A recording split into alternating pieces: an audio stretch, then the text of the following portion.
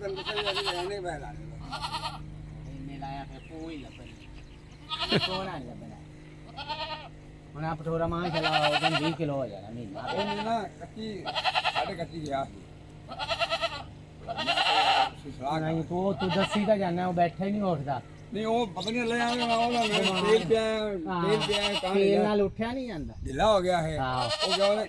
ਨਹੀਂ ਉੱਠਿਆ ਮੂੰਹ ਨਹੀਂ ਹੱਥ ਮਾਰੇਗਾ ਫੇਰ ਖੜਾ ਹੋ ਲੈ ਫਿਰ ਉਹ ਖੜਾ ਉੱਠਦੇ ਮੈਂ